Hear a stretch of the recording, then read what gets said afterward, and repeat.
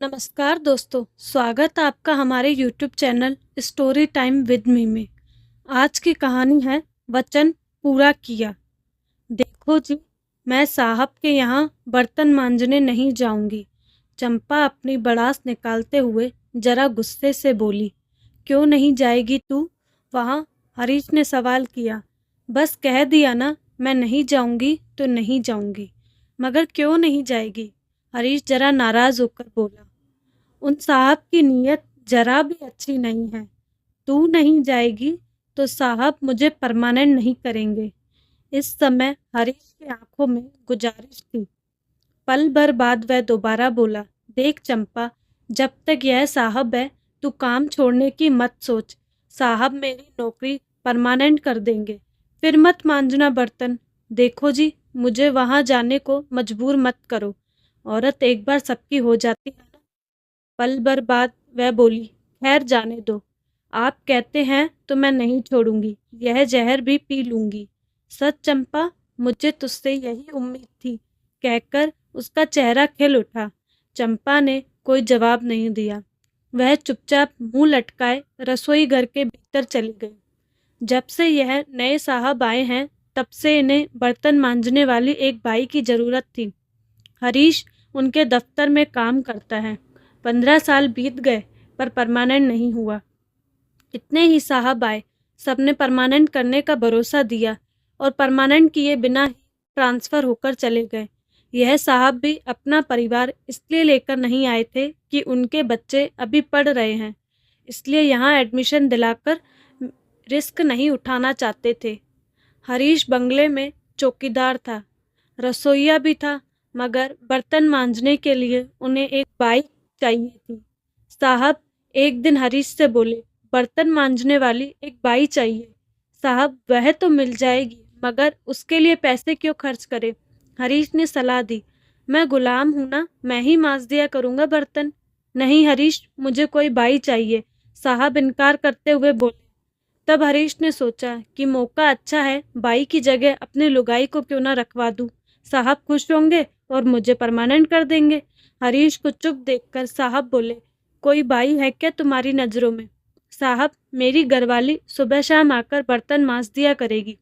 हरीश ने जब यह कहा, तब साहब बोले, नेकी और पूछ पूछ, तू अपनी जोरू को बेच दे। ठीक है साहब, मैं उसको तैयार करता हूँ। हरीश ने उस दिन साहब को कह तो दिया था, मगर लुगाई को मनाना इतना आसान नहीं था। उसे कैसे मनाएगा? क्या वह आसानी से मान जाएगी? चंपा के पास आकर हरीश बोला, चंपा, मैंने एक वादा किया है। वादा? कैसा वादा और किससे? चंपा ने हैरान होकर पूछा। साहब से। कैसा वादा? अरे चंपा, उन्हें बर्तन मांजने वाली एक बाई चाहिए थी। मैंने कहा कि चिंता करने की कोई जरूरत नहीं है, इसके लिए चंपा है ना। हाय, तूने मुझसे बिना पूछे ही साहब से वादा कर दिया। हाँ चंपा, इसमें भी मेरा लालच है। कैसा लालच? चंपा आंखें फाड़कर बोली। देख चंपा, तू तो जानती है कि मैं भी परमानेंट नहीं हूँ। परमानेंट होने के बाद मेरी तनख्वाह भी बढ़ जाएगी। इन साहब ने मुझसे वादा किया है कि वह मुझे परमानेंट कर देंगे। तुम साहब के यहाँ जाकर बर्तन मांजोगी तो साहब खुश हो जाएंगे, इसलिए मैंने तेरा नाम बोल दिया। अरे, तूने हर साहब के घर का इतना काम किया, बर्तन भी मांजे, पर किसी भी साहब ने खुश होकर तुझे परमानेंट नहीं किया। इस साहब की भी तू कितनी भी चमचागिरी कर ले, पर यह साहब परमानेंट करने वाला नहीं है, कहकर चंपा ने अपनी साड़ी बड़ास निकाल दी। हरीश बोला, देख चंपा, इनकार मत कर, नहीं तो यह मौका भी हाथ से निकल जाएगा। तब फिर कभी परमानेंट नहीं हो सकूंगा।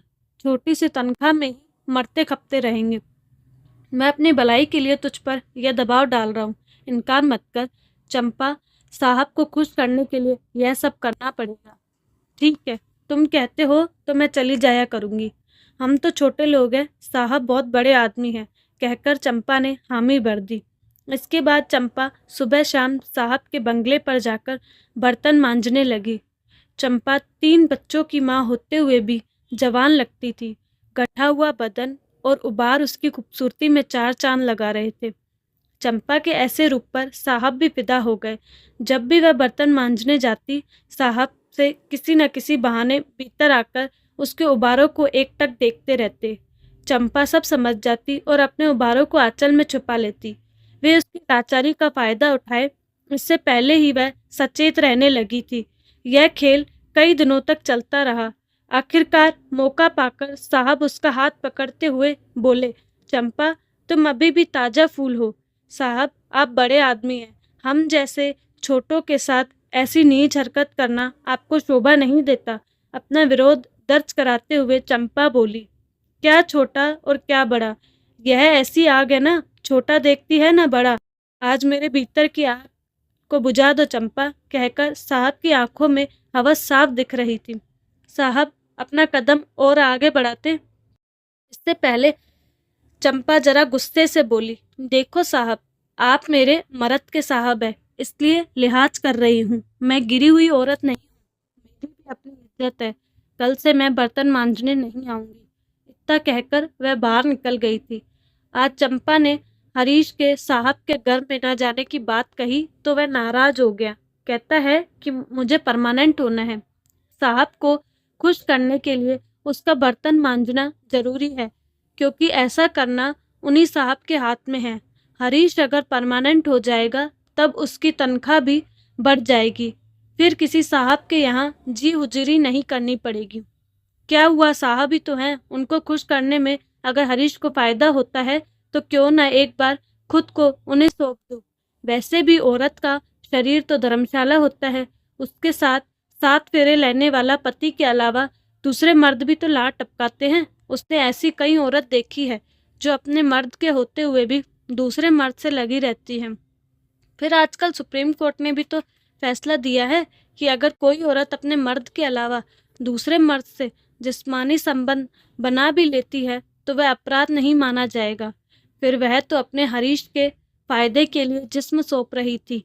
जिस्म सौंपने से पहले साहब को साफ साफ कह देगी, इस शर्त पर यह सब करूंगी कि जब हरीश को परमानेंट कर देंगे।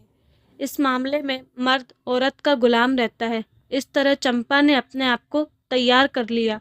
देखो चंपा, एक बार मैं फिर कहता हूँ कि तुम साहब के यहाँ बर्तन मांजने जरूर जाओगी।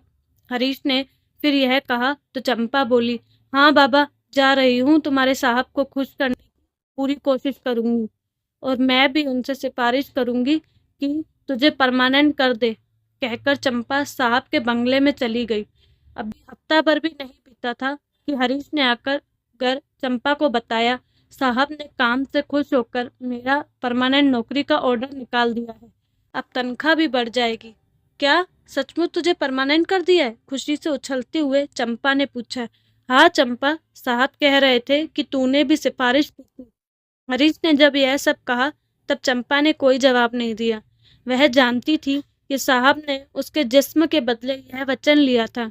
उसी वचन को साहब ने पूरा किया है, तभी तो इतनी जल्दी आदेश निकाल दिया। उसे चुप देखकर जगदीश फिर बोला, अरे चंपा, तुझे खुशी नहीं हुई? मुझे तो तुझसे ज्यादा खुशी हुई है। मैंने जोर देकर साहब से कहा था, चंपा बोली। उन्होंने मेरे वचन को पूरा कर दिया। अब तुझे बर्तन मांजने की जरूरत नहीं है। मैं साहब के लिए दूसरी औरत का इंतजाम करता हूँ।